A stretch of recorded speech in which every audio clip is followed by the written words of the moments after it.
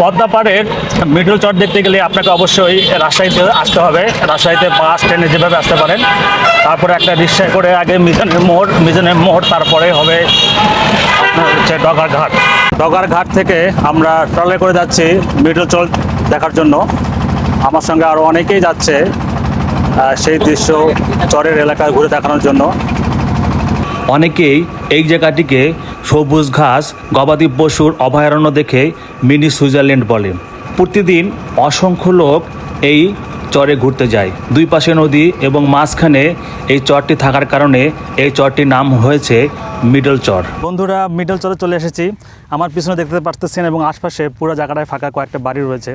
আমি আজকের এই ভিডিওতে আপনাদের এই কয়েকটা বাড়ি এক্সপ্লোর করে দেখানোর চেষ্টা করব। এবং প্রচণ্ড রোদ, ছাতা না নিয়ে এসে ভুল করছি, এই ব্যাগটা মাথায় দিয়ে রাখতেছি। এবং আশেপাশের দৃশ্যটা এত সুন্দর, কি মনোরম পরিবেশ। হালকা যদি রোদটা কম থাকতো তাহলে আরও বেশ ভালো হতো।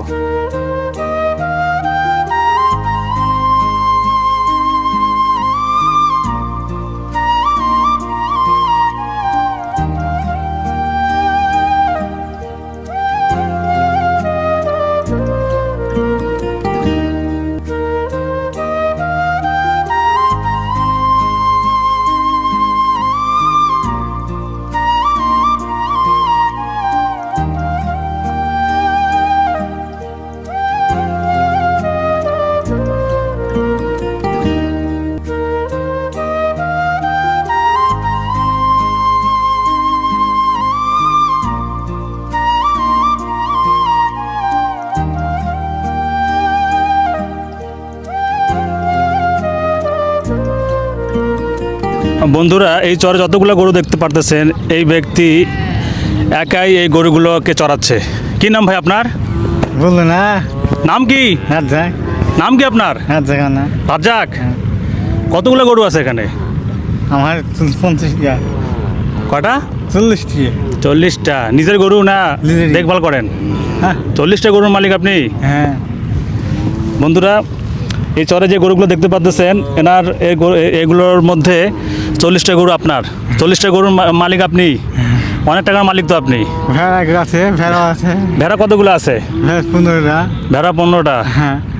এই চরে আপনি সবসময় থাকেন নাকি? সবাই থাকি তো। এই যে বৃষ্টি হলে তো, বন্যা হলে তো এগুলো তো পানি উঠে যায়, তখন কি করেন? ওই 10-এ যায়। কোথায় যান? এই 10 নম্বরে খাটাতে। 10 নম্বরে উজানে যান? হ্যাঁ, উজানে চলে যান। এখন বৃষ্টি কম, এই চর আছে, এটা তলে যায় না? এখানে তলায় যেত না? পানি তলে চলে যায়, মরে আবার চলে আসি। আবার চলে আসেন। হ্যাঁ। এই হচ্ছে ঘটনা। বন্ধুরা দেখেন, এই বিশাল বড় চরে গরু যতগুলো পাল দেখলেন, এর মধ্যে 40 থেকে 50টা গরু এই ব্যক্তির রয়েছে।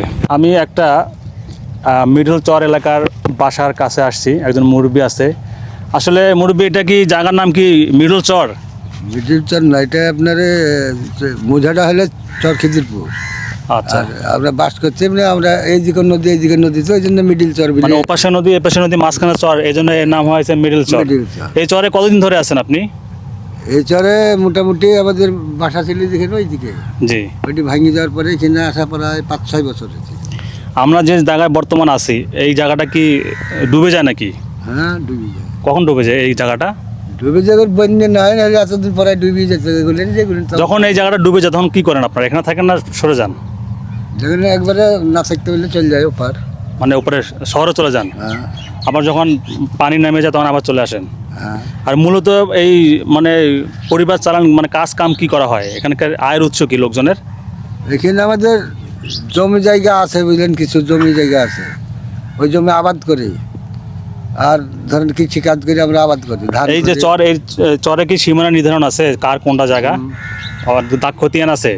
আচ্ছা, সেই অনুযায়ী আবার পানি শুকিয়ে গেলে আপনারা আসে আবার সেই জায়গাতে বাসা বাঁধলেন? হয়তো আছে, এখন মাপ করাই আছে, ধরেন ওগুলো আবার পানি নেমে গেলে আবার চাষ করে আপন চাষ। আবার আমি পালে গরু ছাগল ভেড়া দেখতেছি, এগুলো আবার কে পোষে? সব লোকই পোষে। চরের লোকে পোষে? সব লোকই পোষে, মানে প্রত্যেক বাড়িতে প্রায় পোষে। আচ্ছা, আপনারা পোষেন না? আমার নাই খাওয়া, এখানে আমি, আমার ছেলেপিলি থাকে না, ওই আবাদের সময় আসে, এসে একটু করে দিয়ে ধান পানি দিয়ে চলে যায়। আচ্ছা আচ্ছা। কই থাকে ছেলেপেলে? কই থাকে? ওপারে শহরে থাকে। একটা বাড়িতে প্রবেশ করলাম, দেখেন অস্থায়ী বাড়ি। মানে পানি আসলে আবার ভেঙে চলে সব আবার নিয়ে চলে যায় নাকি? না ঘর বাড়ি থাকে কিন্তু আমাদের এই জিনিসপাতি ইত্যাদি সব কিছু নিয়ে ঘর থেকে যায় আবার, মানে পুরো ঘর ডুবে না অর্ধেক ঢুকে নাকি? অর্ধেক ডুবে যায়, অর্ধেক ডুবে যায়। আচ্ছা আচ্ছা। এ মহেশ ভাইয়া কি খান? দেখতেছে কিভাবে কি ফোপাচ্ছে বন্ধুরা, মনে হচ্ছে আমার কাছে তেড়ে আসবে, পলাই যাই। আর এক জোড়া মহিষ দেখতে পাচ্ছি বন্ধুরা, নিরাপদ অবস্থান থেকে ভিডিও করতে হবে কারণ যে ফোপাচ্ছে দেখতেছি।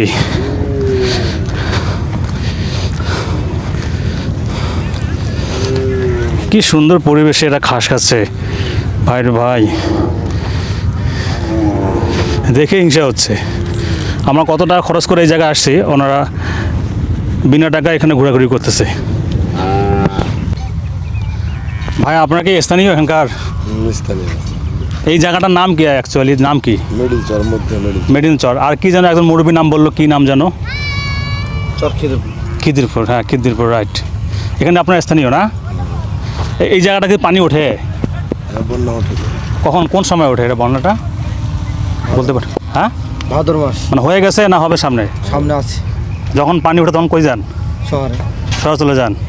এখানে মানে মূলত কি করা হয় আপনাদের? এখানে আমাদের গবাদি পশু আবাদ পানি চাষবাস করেন আর গবাদি পশু লালন পালন করেন।